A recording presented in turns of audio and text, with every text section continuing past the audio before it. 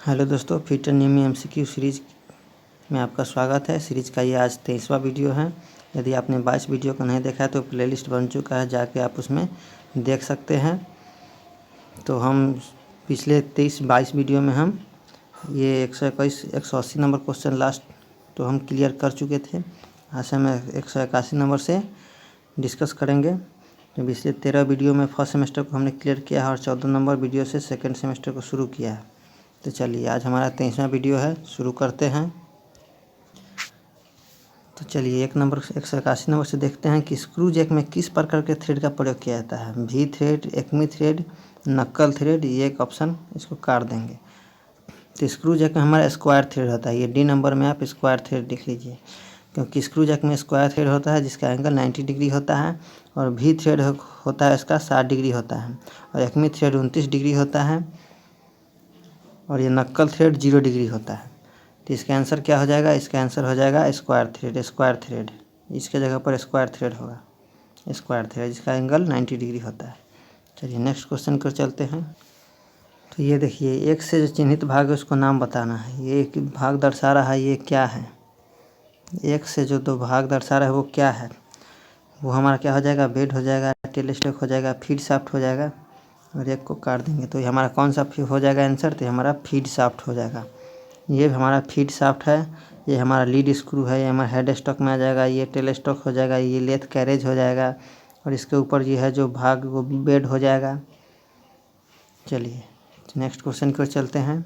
183 number क्या कह रहा है कि खराद मशीन में कंपाउंड रेस्ट को घुमाव कोण कितना होता है? मतलब इसमें कंपाउंड रेस्ट जो होता है, जो सैडल के ऊपर फिक्स रहता है, जो लेथ में कंपाउंड रेस्ट होता है, वो कितने डिग्री पर घूमता है? 90, 180 या 220? ये 220 तो इसको काट देंगे हम। तो कंपाउंड रेस्ट जो होता है 180 डिग्री तक घूमता है हमारा, ऑप्शन नंबर बी। चलिए नेक्स्ट क्वेश्चन की ओर चलते हैं। 184 नंबर क्या कह रहा है कि कौन सा मुख्य पार्ट रूप से खराद मशीन में लंबी जॉब को सपोर्ट करता है? ये देखते हैं, face plate, steady rest, dog carrier. ये डॉग कैरियर। तो लंबे जॉब को हमारा कौन सपोर्ट करता है? तो हमारा आता है स्टडी रेस्ट।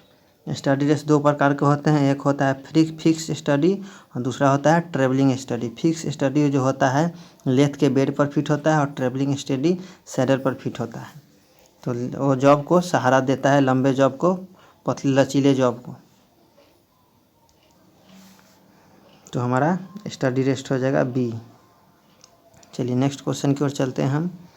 184 नंबर क्या कह रहा है हमारा कि 3 चक्र में एक्स के रूप में चिन्हित भाग का नाम बताना। अच्छा, यहाँ जो है एक्स के रूप में चिन्हित भाग, उसका नाम बताना है।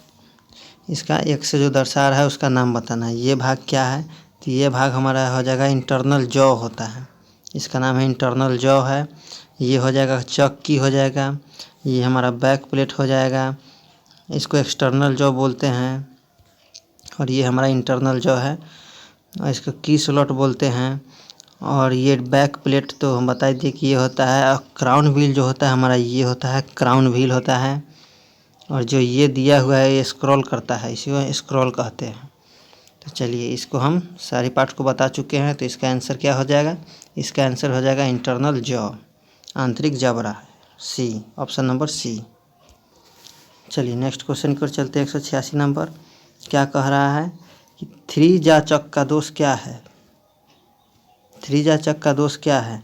आसानी से निश्चित निर्धारित करता है। आंतरिक और बाहरी जबड़े उपलब्ध होती है। सटीकता एक्यूरेसी होती है।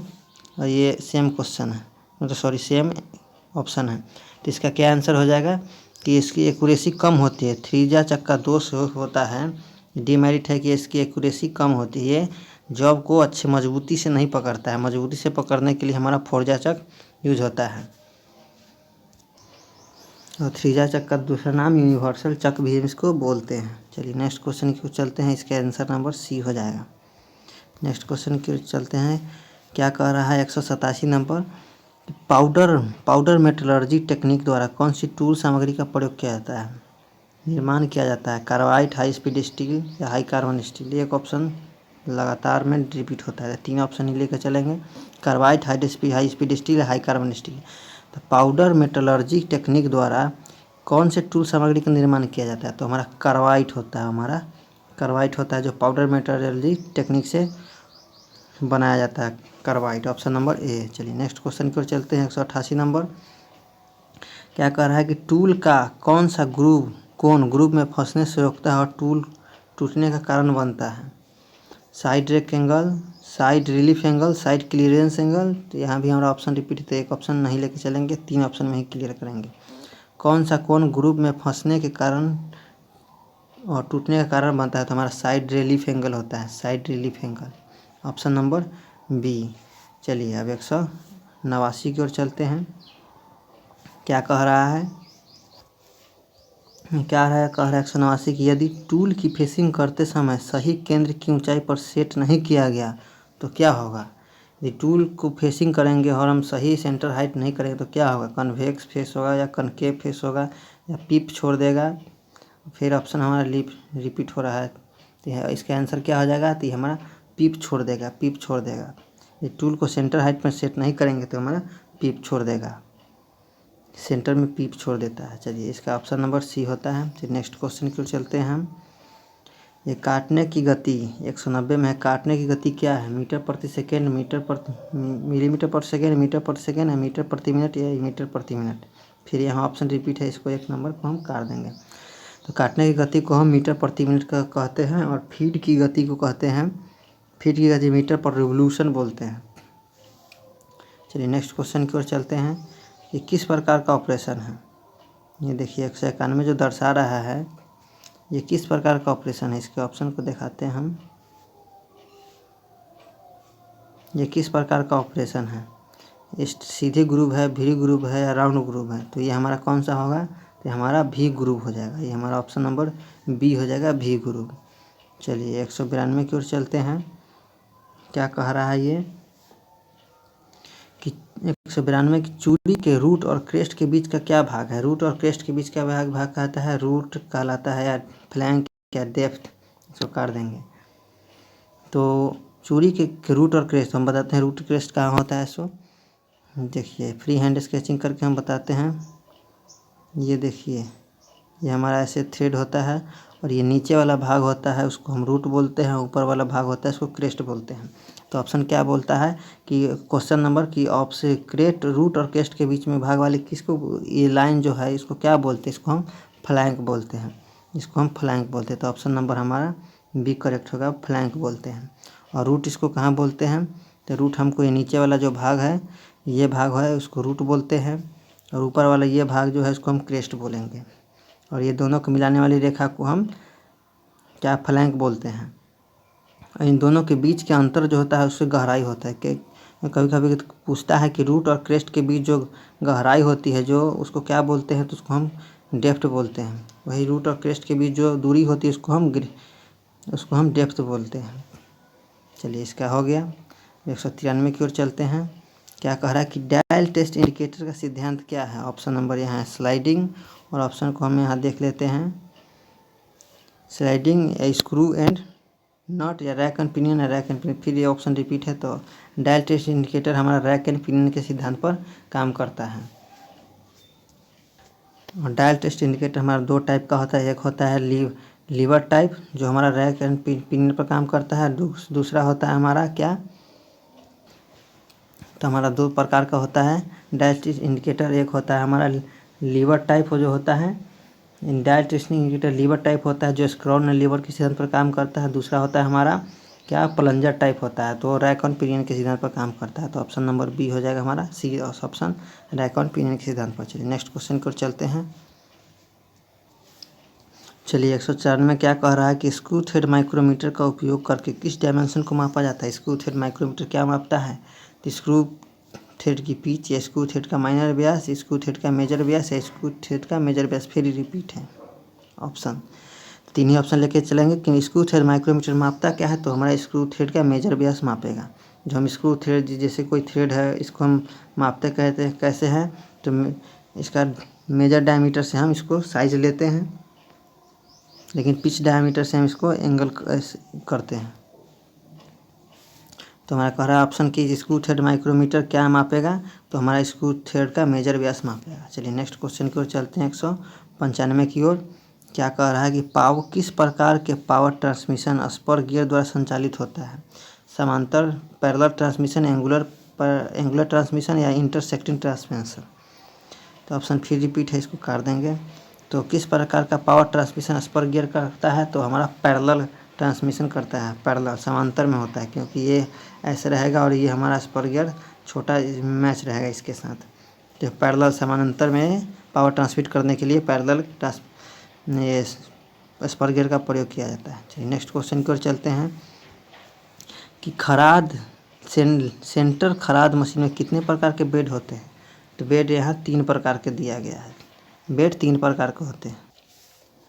तो बेड 3 प्रकार के होते हैं। कौन कौन होता है? तो 1 नंबर में होता है हमारा फ्लैट बेड वेज, 1 नंबर में होता है हमारा फ्लैट बेड वेज, और 2 नंबर में होता है हमारा भीड़ बेड वेज, और 3 नंबर में होता है हमारा कॉम्बिनेशन बेड वेज। 3 नंबर कॉम्बिनेशन बेड वेज होता है। चलिए, तो इसका आंसर हो जाएगा बी। चलिए नेक्स्ट क्वेश्चन की ओर चलते हैं।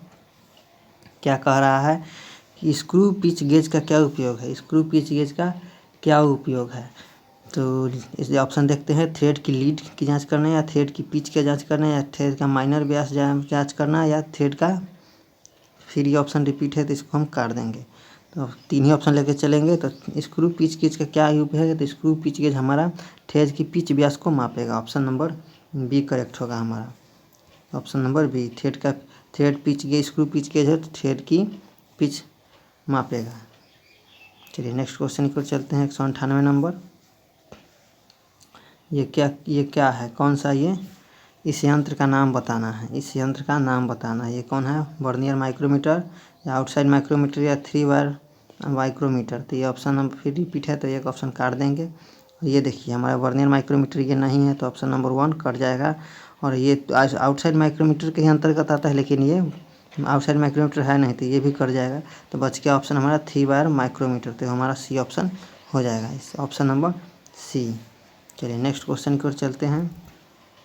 199 नंबर कि लेथ मशीन में एक्स के रूप में चिन्हित भाग का नाम क्या है? ये एक्स के रूप में जो चिन्हित भाग है इसका नाम क्या है? ये भाग, तो ये हमारा कौन सा हो जाएगा? ऑप्शन देखते हैं। एप्रन होगा, सैडल होगा, या क्रॉस स्लाइड होगा। फिर ऑप्शन रिपीट है तो एक बंद कर देंगे हम। तो ये हमारा भाग कौन सा हो जाएगा? तो ये हमारा एप्रन हो जाएगा। ये हमारा एप्रन हो जाएगा। ये हमारा एप्रन हो जाएगा। और ये भाग जो है हमारा, ये भाग हमारा क्रॉस स्लाइड हो जाएगा, जिसको क्रॉस स्लाइड या कंपाउंड स्लाइड बोलते हैं। ये हमारा हो जाएगा, सॉरी, क्रॉस स्लाइड बोलते हैं। ये हमारा कंपाउंड स्लाइड हो जाएगा। ये टूल पोस्ट हो जाएगा। फिर से हम आपको बताते हैं कि ये हमारा एप्रन हो जाएगा। ये फीड शाफ्ट हो जाता है। ये लीड स्क्रू होता है। ये जिस पर है वो बेड हो जाता है। और ये क्या हो जाएगा? ये क्रॉस स्लाइड हो जाएगा, जो 180 डिग्री तक घूमता है। और ये हमारा कंपाउंड स्लाइड हो जाएगा, और उसके ऊपर हमारा टूल पोस्ट रहता है। चलिए, तो इसको हम बारीकी से बता चुके हैं। इसका आंसर हो जाएगा,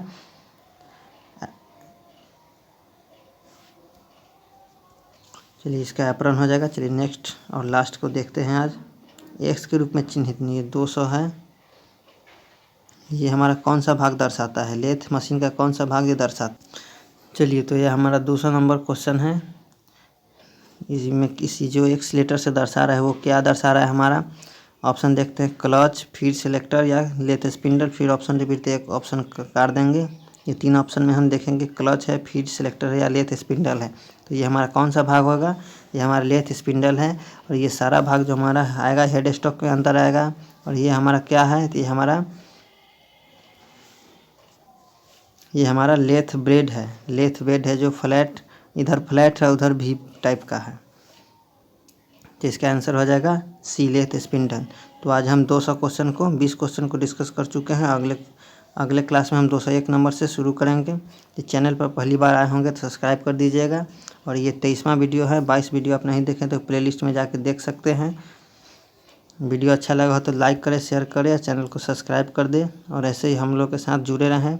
और निमी के लगभग सभी एग्जाम में 80% से प्लस ज़्यादा क्वेश्चन निमी से ही पूछते हैं, इसलिए हम निमी को स्टार्ट किए हैं। चलिए, वीडियो अच्छा लगा हो तो लाइक कर दे, शेयर कर दे, और सब्सक्राइब कर दे पहली बार आए हो तो।